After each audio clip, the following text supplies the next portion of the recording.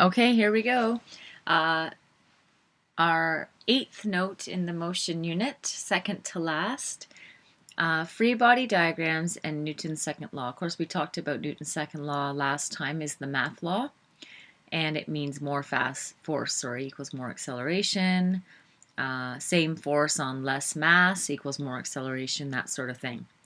So force is the topic of the rest of this unit. The unit, when I say measured in newtons, it's like, distance is measured in meters, right? Well, force is measured in, it's called newtons for Sir Isaac Newton, of course. And see this little picture, this is called a spring scale, and it actually measures newtons. So we have these in the classroom, and you might use them from time to time on little labs. And this is a lab you'll probably do. You'll drag your shoe. It's very, very intense. But you drag your shoe and you can measure the force required to do that, okay? So yeah, we call that a spring scale. It's used to measure newtons. Force is a vector we talked about, and that's because it always has a direction. For example, if Ferd pulls on this spring scale here, he's probably going to pull to the right to drag the shoe, right? So the force is to the right. And so say we say 30 newtons, right? That's how you would write down force.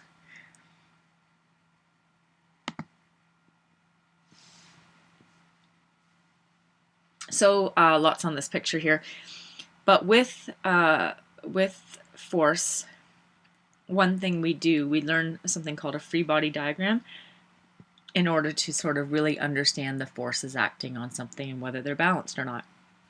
This first one, I just wrote this in here because you do see these once in a while, called system diagrams, and it's sort of a picture. So here's an airplane, and these arrows represent the force acting on the airplane. Now, I can't remember if I told you this or not, that weight, by the way, is force of gravity. Those two sort of terms are interchangeable, weight and force of gravity. Weight and mass, not interchangeable. Weight and gravity, force of gravity, is interchangeable. So that's what this particular airplane has lift. We talk about lift a little bit more in the at the end of the course when we talk about pneumatics. So lift, thrust is the forward force pushing it forward. Drag would be friction, holding it back, and then weight is pulling it down. And with an airplane, especially if you're up in the air, you kind of want your weight and your lift to be equal and opposite to each other. You want to stay. You don't want to, maybe go up is okay. You don't want to drop. You don't want gravity to be greater than the lift, that's for sure. Unless it's time to come down. So a free body diagram is a diagram that shows all the forces acting on an object. So same as a system, but basically we just draw a circle. A circle represents the object. So this is nice for those of us like me who can't draw, right? So a free body diagram always looks the same. There's a circle in the middle, and there's arrows pointing away from that circle, sort of representing the force. And ideally, the size of the arrow, and mine, you can tell it's not even right, perfect, mine are never perfect, but ideally the size of the arrow represents the size of the force. So like to scale sort of thing. So for example, my weight and my lift in this case are both 200,000 newtons. They should be equal size arrows. I can tell this one's a little smaller. I should grow it a bit. And my thrust and my drag, the thrust is a little bit bigger because it's 2,000 newtons, and the force holding it back, the friction, is 1,500 newtons. And so this tells me, by the way, by looking at this picture, especially looking at the numbers, that this airplane is balanced in the up and down direction, which is a good thing, but it's also accelerating in the right direction because this force, this 2,000, is bigger than what's holding it back.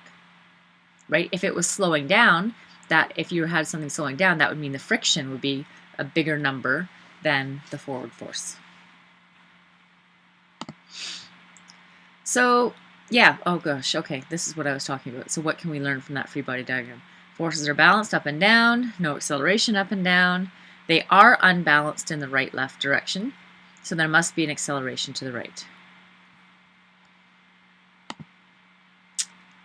Okay, really important term is called net force, and net force is the key.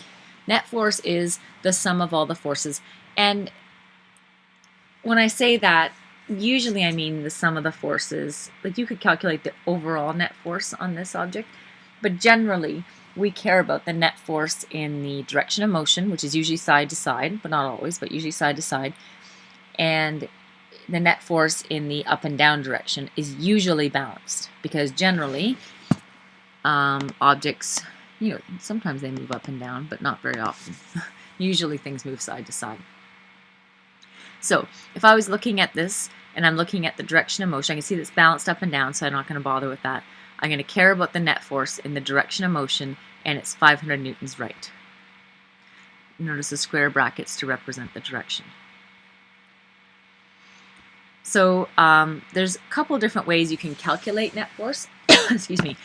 And generally, you can look at it, like I say, from the free body diagram and say the net force is the forward forces. So we're assuming this airplane is moving to the right. So that the forward force would be the 2,000. Subtract whatever's holding it back, which would be 1,500. Another way to find net force is Newton's second law. So depending on the question and depending on the situation, you'll find net force in different ways.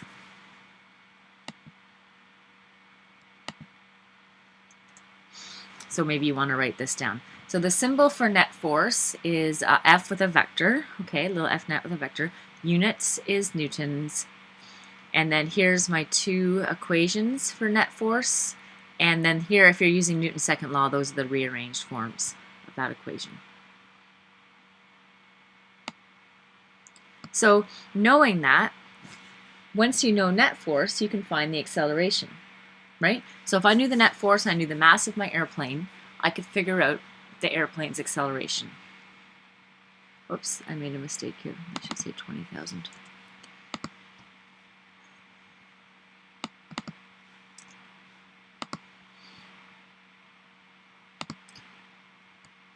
So if the mass of the airplane is 20,000. 20,000. Oh, I used 200,000 in the question. Never mind. Let's say the mass is 200,000 kilograms. Determine the acceleration of the airplane. So net force, we figured out, is 500 newtons right. And if I know that, so I know my net force, if I look at this equation here, 500 then equals 200,000 times acceleration. Solve for the acceleration. Okay? And that would be just using the formula right here. Acceleration equals F net over m. So that's finding the acceleration of the airplane using the free body diagram. And its mass. You have to know its mass. That is.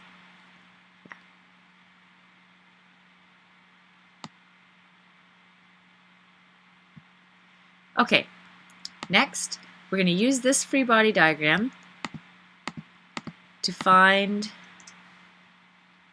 the net force and the acceleration of this object. Okay, so it's a 10 kilogram object. We don't know what it is. It doesn't matter. What matters is we know that there's some FA. A usually means applied force, okay? But there's some force, and then there's a force holding it back, and that would be a friction force, I can tell. Holding it back of 100 newtons. I know because the symbol. But you don't need to worry about that.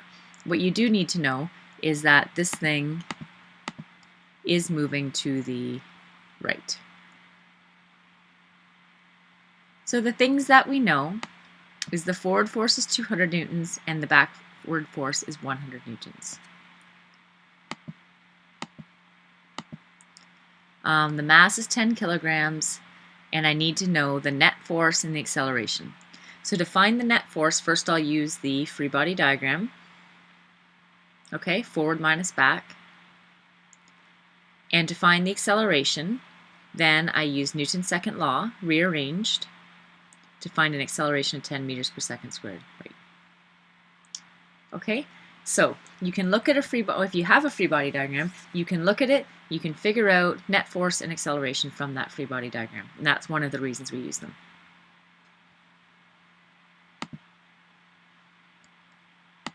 Okay, so this example, now we're going to draw a free body diagram.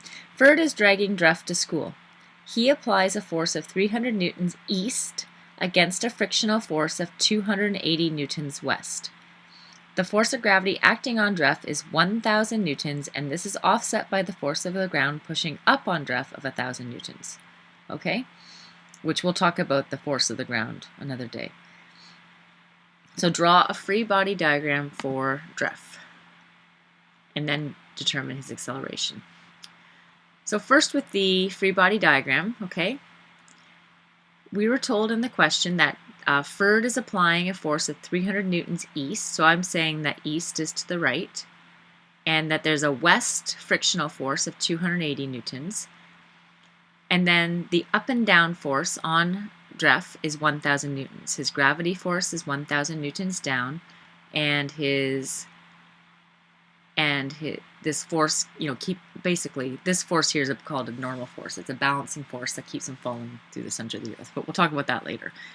It's the one that balances the gravity. That's not really part of the question. What's an important part of the question is the 280 and the 300, okay?